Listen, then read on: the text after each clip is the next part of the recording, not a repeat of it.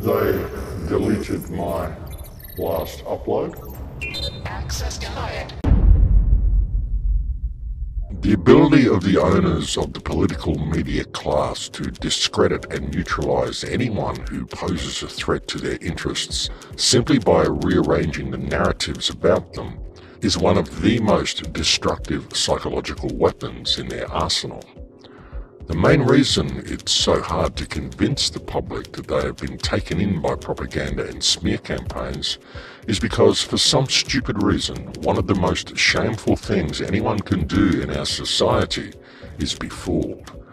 If we are to overcome the narrative dominance of the powerful, it is essential that we find a way to shift that shame from those who have been fooled onto those who have been fooling them. What is life? Life is simple.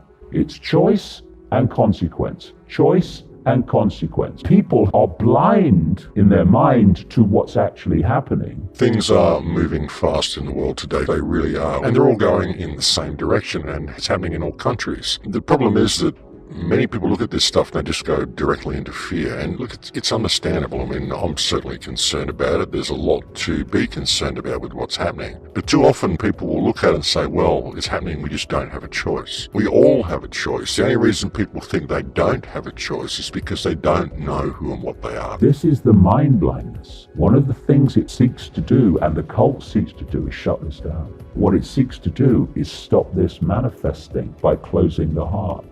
And the heart is the center of everything. And people talk about the physical heart, okay, but if you go back, what they're really talking about is this heart, the energetic heart, the connection out there. And you look at all the things, all the symbolism through the ages and still today relating to this: open heart, heart of stone, broken heart. You look at all the phrases relating to the heart, and it's because this is the center of everything.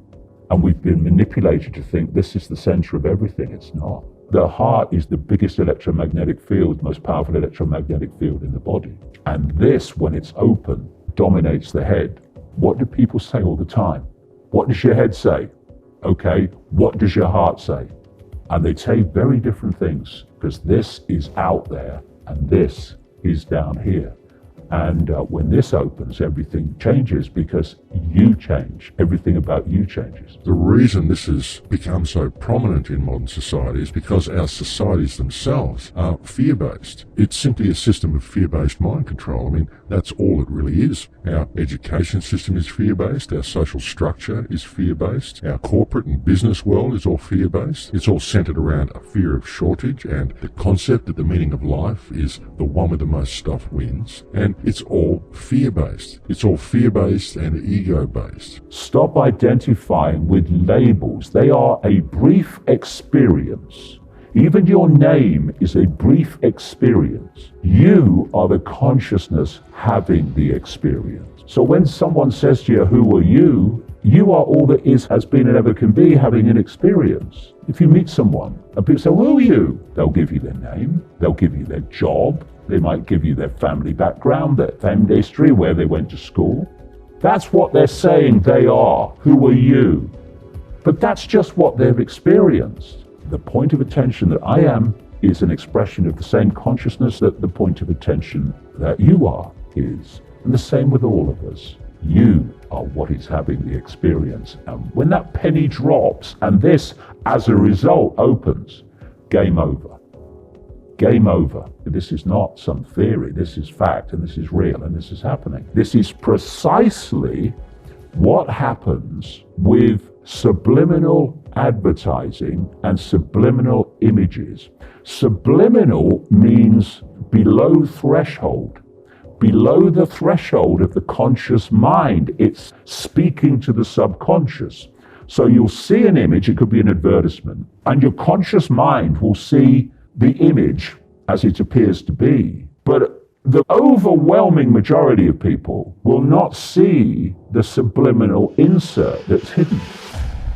You're obliged to pretend respect for people and institutions you think absurd.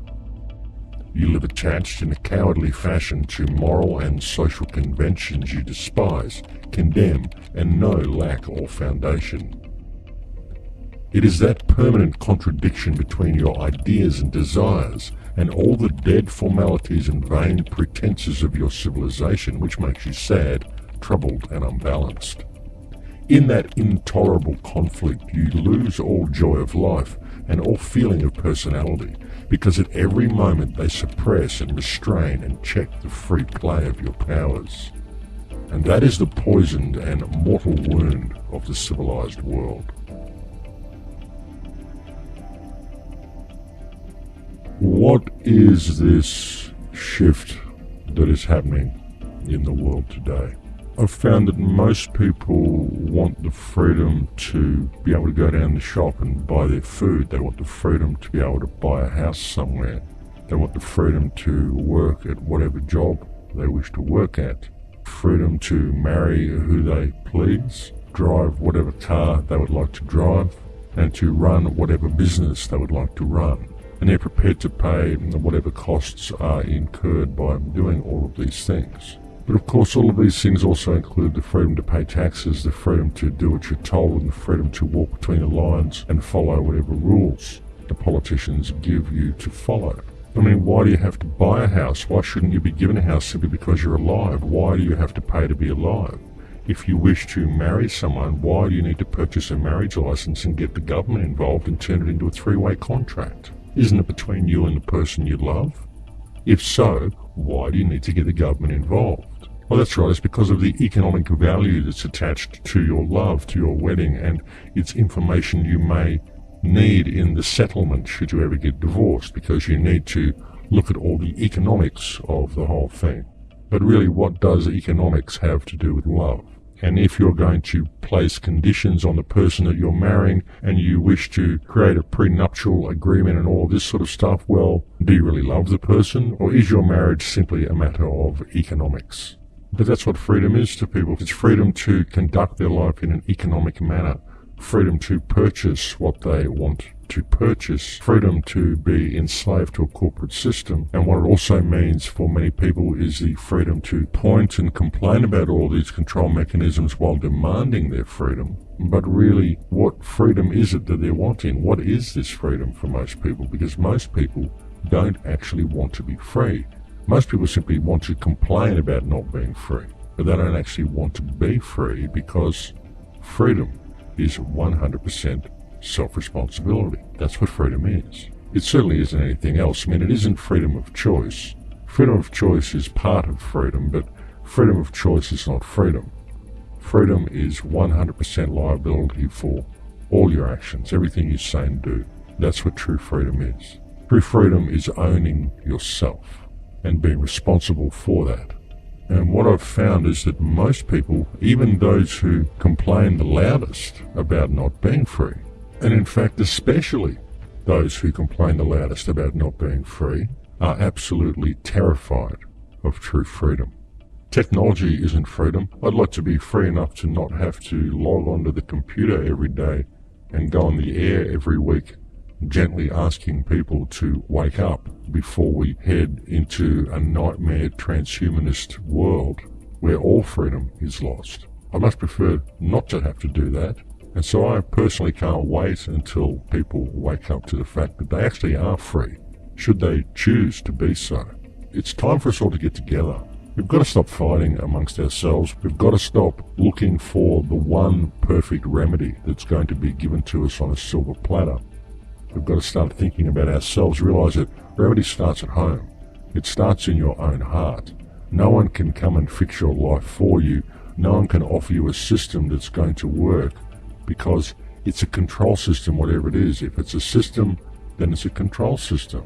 And we don't need a control system. What we need is to always operate from our hearts in all that we do, to live in a state of service for creation, but also putting ourselves on an equal par with everybody else. Don't give too much credit to people around you who claim to be your controllers, because ultimately they're no different to you.